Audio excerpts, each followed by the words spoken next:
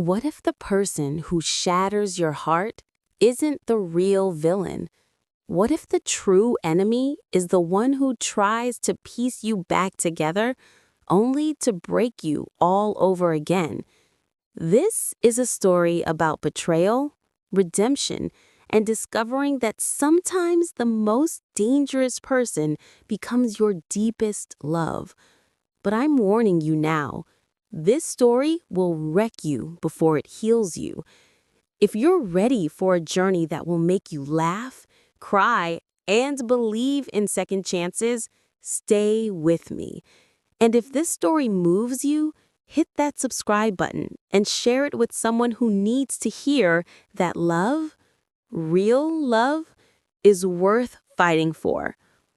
The champagne bubbles mocked her. Amara Williams sat alone at a corner table, her coral bridesmaid's dress clinging to her like a costume for a role she never wanted. The reception hall glittered with wealth. Crystal chandeliers, white roses, guests dripping in designer labels. And at the center of it all stood Terrence. Her Terrence. Except he wasn't hers anymore, was he? He stood with his arm wrapped around Jasmine, Amara's best friend since their freshman year at Spelman. His wife now. The woman in white was radiant, glowing with the kind of joy that comes from believing you found your forever.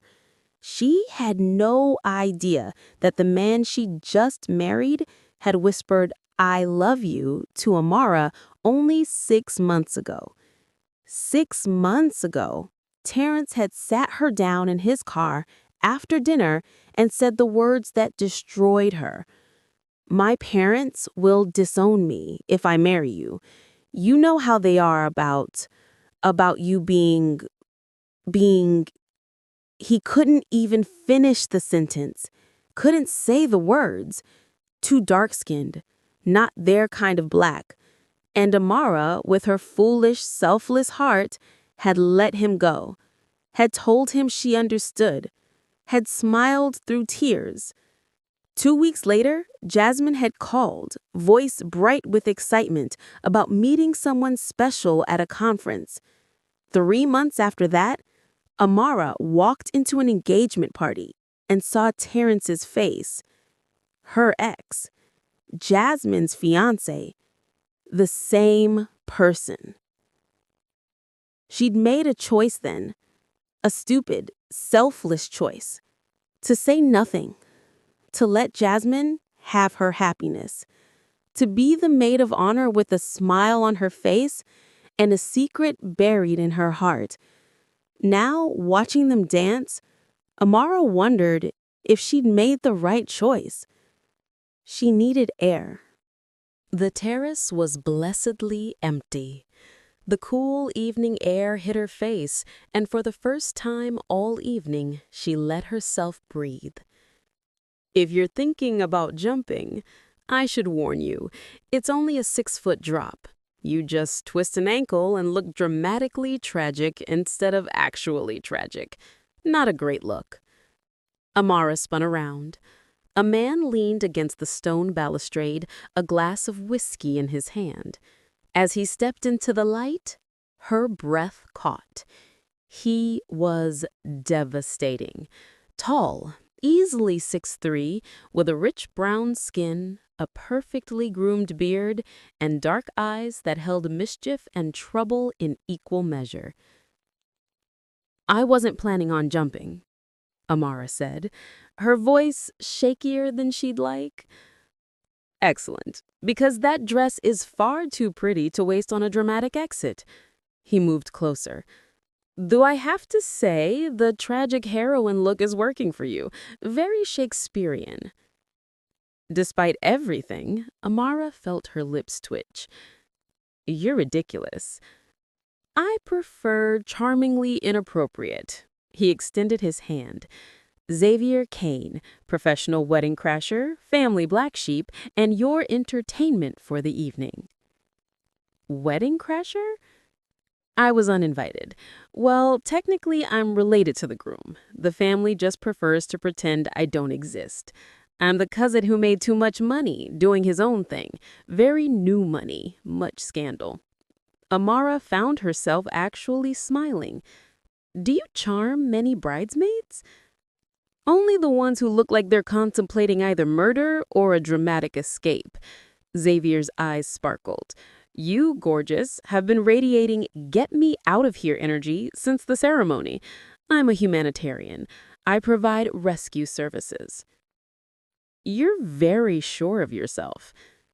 It's either confidence or delusion. I haven't figured that out yet. But while we're being honest, what do you tell me why a woman as stunning as you is hiding on a terrace instead of dancing? That's none of your business. True, but I'm excellent at making other people's business my business. He tilted his head, studying her. Let me guess. Bad relationship? Terrible ex? Broken heart? Amara looked away.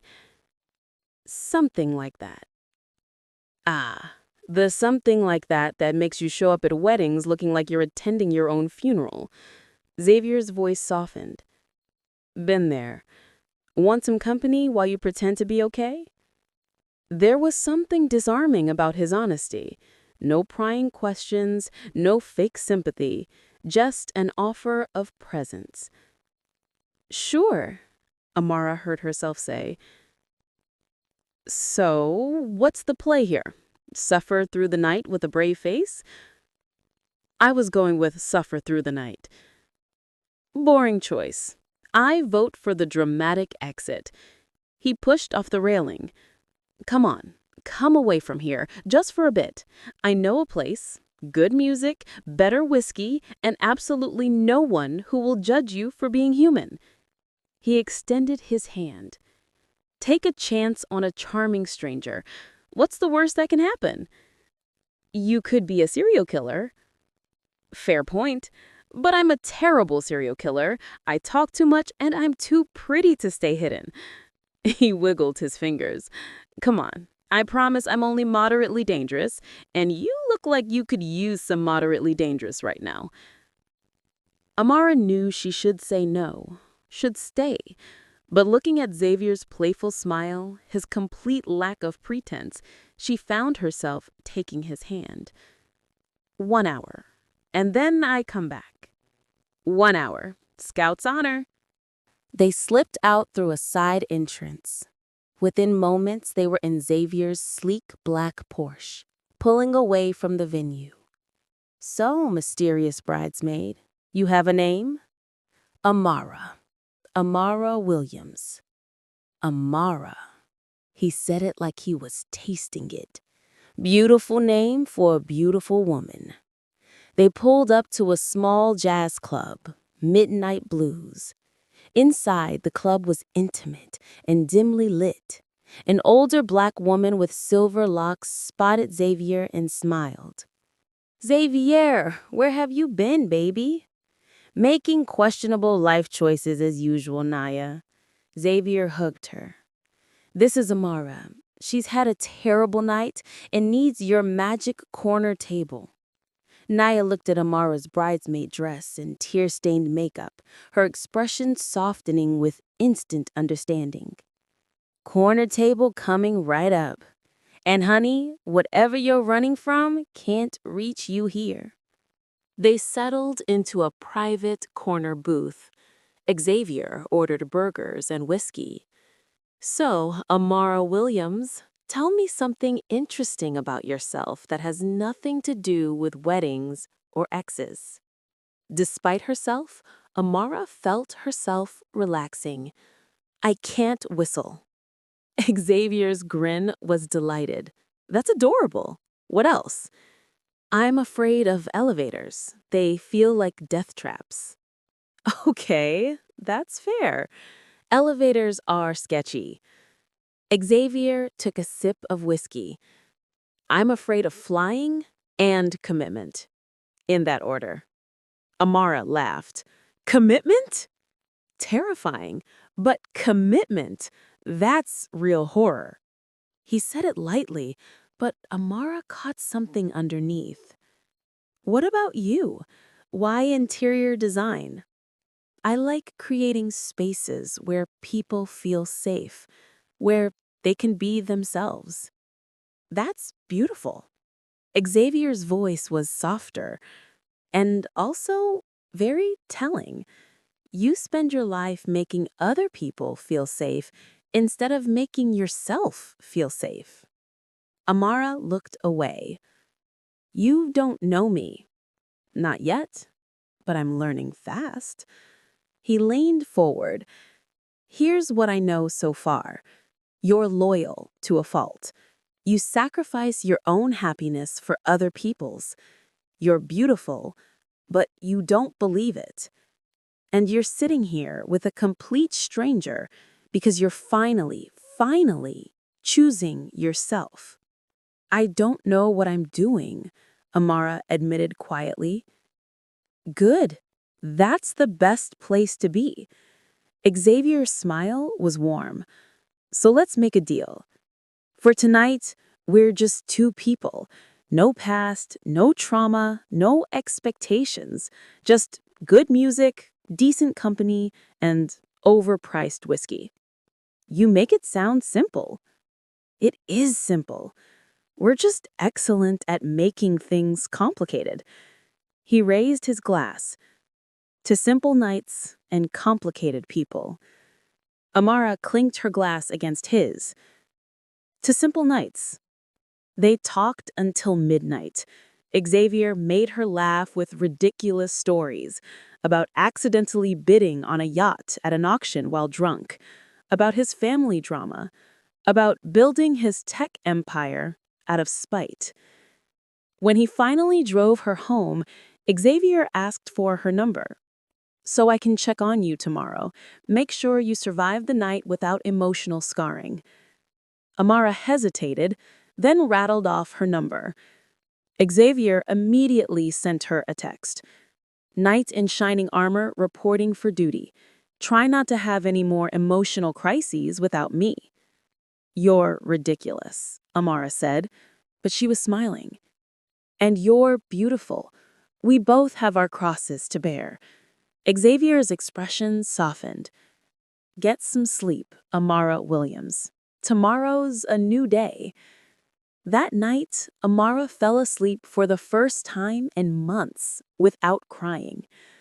What she didn't know was that as Xavier drove home, he was on the phone with his best friend, Marcus. Found a new toy to play with, Xavier said, his voice casual. She's gorgeous, broken, and absolutely perfect. This is going to be fun. Xavier, Marcus's voice held a warning. Maybe sit this one out. She sounds like she's been through enough. Relax. I'll be gentle. I always am. He laughed. Besides, something about her is different. This might actually go somewhere. Over the next 6 weeks, Xavier became a constant presence in Amara's life. Morning texts with terrible jokes, coffee dates that turned into lunch, dinners that lasted until midnight. They spent entire days exploring the city. Xavier bought her a first edition Toni Morrison at a vintage bookstore. They ate tacos from food trucks. He made up ridiculous stories about paintings at art galleries that had her laughing until she cried. He made her feel alive. And slowly, without meaning to, Amara fell in love with him. What she didn't know was that Xavier was changing too. He'd stopped seeing other women, canceled dates. The game had stopped being a game. But he was too scared to admit it, even to himself. One evening, about 6 weeks after the wedding, they were having dinner at a small Italian restaurant. Xavier was in the middle of a ridiculous story when Amara just blurted it out. I think I'm falling for you. Xavier stopped mid-sentence. What? I'm falling for you, and it scares me to death. For the first time since she'd met him, Xavier looked genuinely flustered. Then let's be terrified together. What? I'm scared too. This is different. You're different. His dark eyes were vulnerable. But I want to figure it out with you. Xavier reached across the table and took her hand. Fair warning, I'm terrible at relationships. I don't know what I'm doing. But for you, I want to try. They left the restaurant hand in hand, and for the first time in months, Amara felt hopeful. But across town, in an exclusive club, Marcus was having drinks with an old college friend, Terrence. The marriage had imploded. Jasmine had discovered Terrence's lies and filed for annulment. Terrence was miserable, drunk, and desperate. I need to get her back, Terrence slurred. Amara, I can't stop thinking about her. Let her go, man, Marcus said. She's moved on. She's with Xavier now. Xavier? Your Xavier? The playboy? Terrence's eyes narrowed. Come on. He doesn't do serious. Marcus shifted uncomfortably. He's different with her. Really? What did he say about her?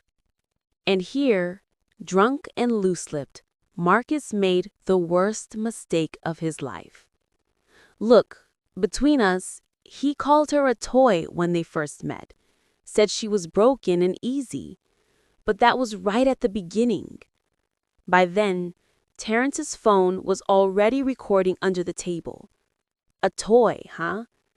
Terrence's smile was sharp. No, you're not listening, Marcus said, realizing his mistake too late. He changed completely. Whatever he felt at first, it's real now. Sure it is, Terrence said, already planning. After Terrence left, Marcus sat there with a sick feeling in his stomach. He'd just betrayed his best friend's confidence. It mattered.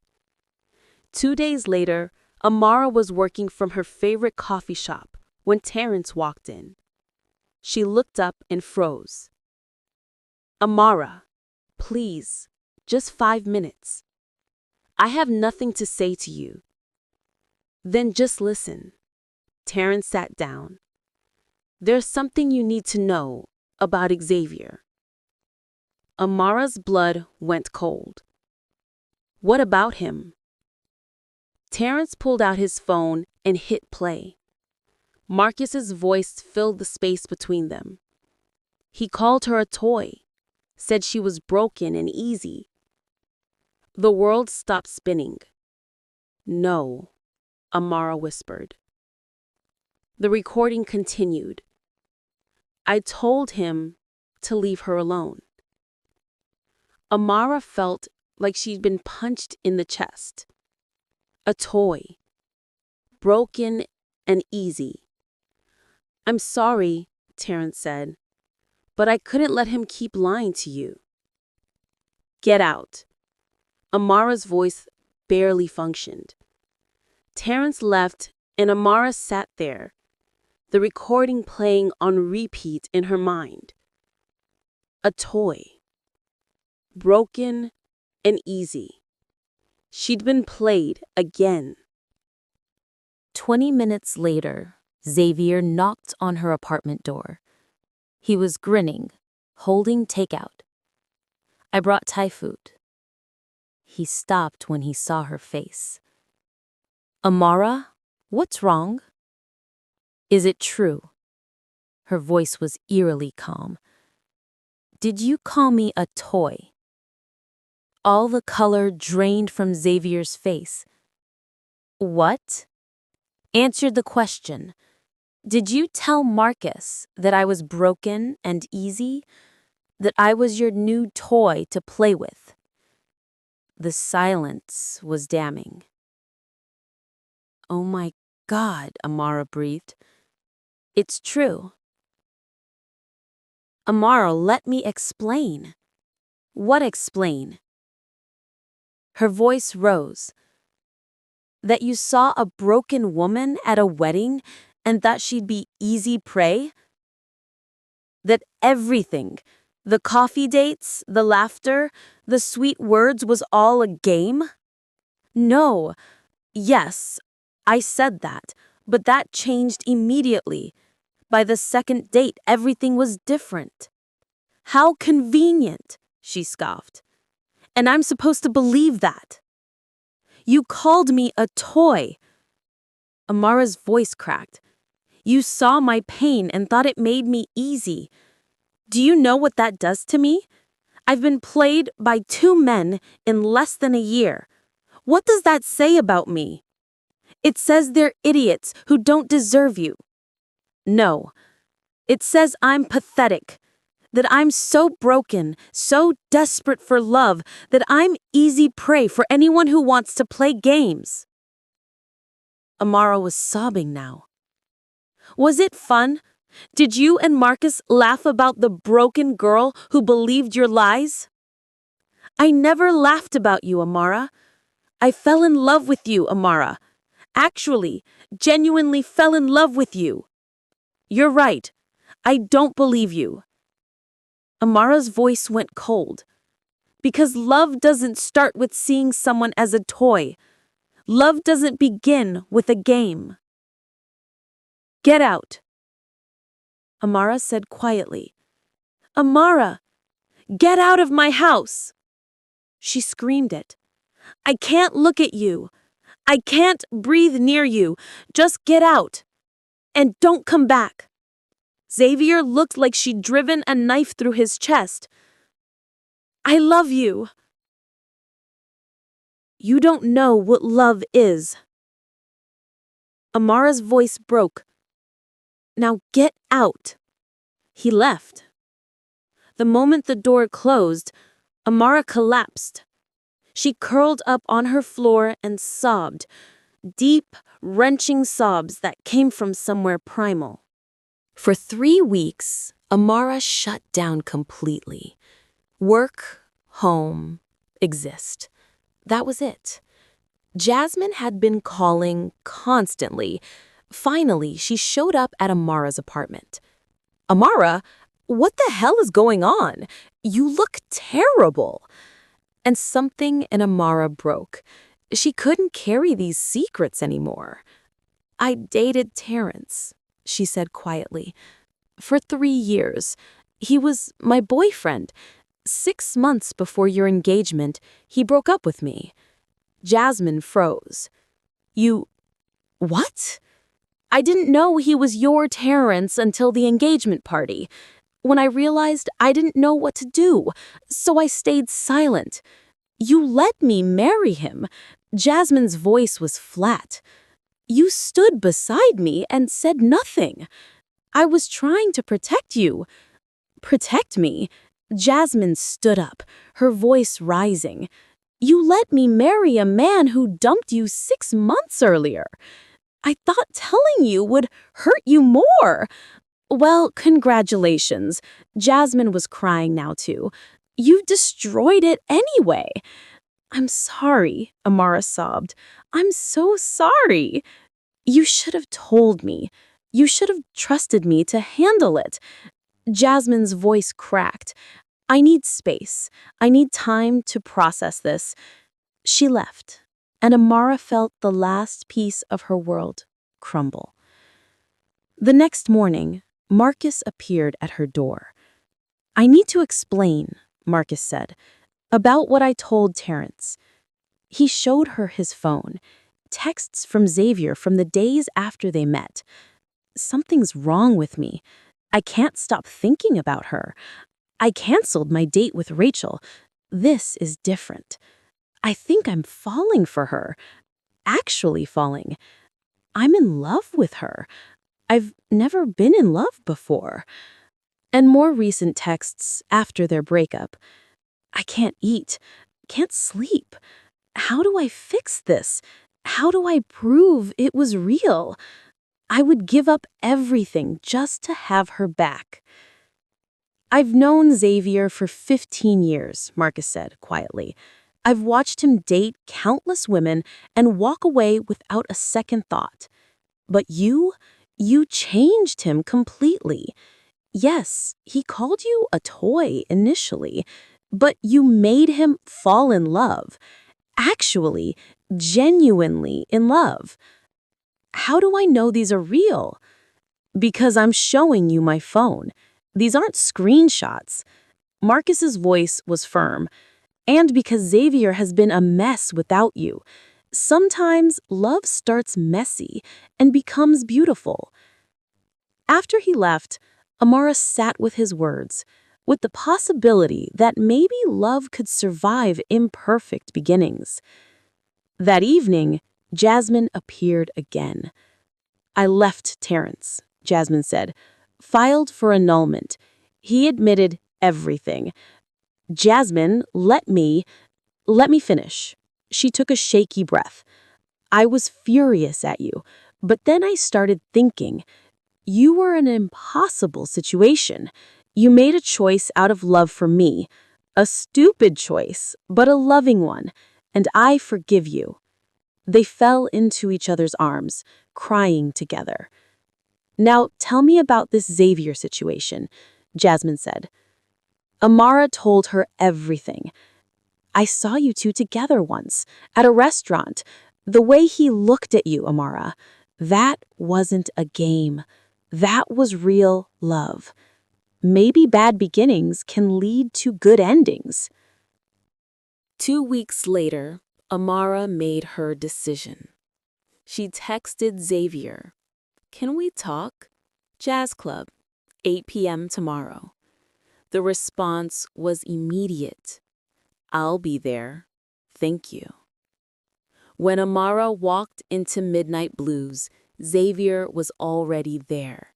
He looked terrible, exhausted, disheveled.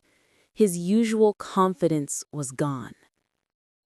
"I've been thinking," Amara said after they sat, "and I'm still angry, still hurt, still terrified. But I also know that people aren't perfect, that intentions matter, but so does growth.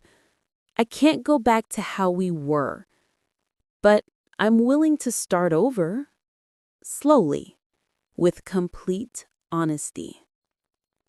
Hope flickered in his eyes. "Start over?" Amara extended her hand. "Hi, I'm Amara Williams. I'm an interior designer who's terrible at protecting her heart. And I'm learning to believe I'm worth fighting for." Xavier stared at her hand, then took it. "Hi, Amara Williams. I'm Xavier Kane. I'm a reformed playboy who's terrified of real connection. And I'm completely in love with you." "That's very forward for a first meeting," Amara said, a small smile appearing. "I believe in transparency." Xavier's smile was tentative. "Can I take you to dinner? As a real first date, with no games." "I have conditions. Complete honesty. Even when it's uncomfortable. We take this slowly, no rushing. And if you hurt me again, I'm gone. No second chances." "Understood." Xavier's voice was serious. "Anything else?" "Tell me something true. Right now." Xavier didn't hesitate. "I've never felt for anyone what I feel for you. It terrifies me. The depth of it. The way I can't imagine my future without you. You made me want to be better. Not for you, though I want that too, but for myself." Amara felt tears building. "Okay. Let's try this." "Yeah?" "Yeah. But we're doing this my way now." Xavier's smile was brilliant. "Your way sounds perfect." 8 months later. Xavier showed up at Amara's apartment with a folder. Inside was a complete business plan for Williams Interiors. Startup capital, office space options, everything. It's a gift, not a loan. No strings. Xavier took her hands. I believe in you. Let me support your dreams. Amara felt tears building. Okay. Yes. 3 months later, Williams Interiors opened its doors. The launch party was packed with friends and clients. When most people had left, Xavier found Amara on the balcony. Do you trust me now? He asked. Amara considered, honestly. Most days. Some days I still hear that recording, but then I remember everything you've done since. And yes, I trust you. Good. Xavier pulled out a small box. This isn't an engagement ring, not yet. It's a promise ring. He opened it. Inside was a stunning emerald. Emerald. For growth. For second chances. He slipped it onto her right hand. I promise to love you honestly. To show up even when it's hard. To be worthy of your faith. I love you, Amara whispered.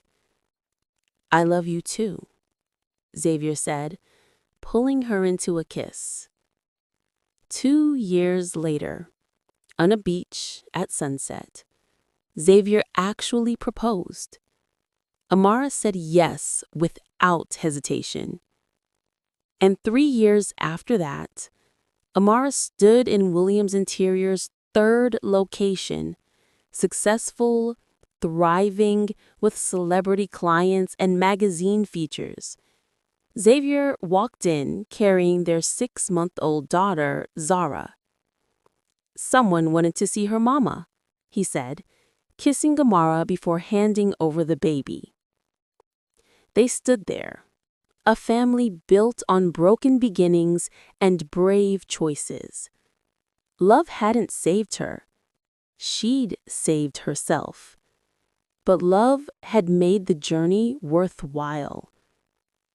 And the man holding her, he wasn't perfect.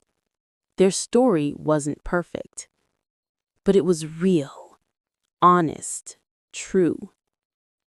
And that was better than any fairy tale. If this story touched your heart, if it reminded you that broken beginnings can lead to beautiful endings, then hit that subscribe button. Share this with someone who needs to hear that second chances are real, that people can change, that love is worth fighting for, even when it starts imperfectly. Because sometimes the most unexpected person becomes your greatest love. And sometimes the villain of your story becomes the hero who helps you write a new ending.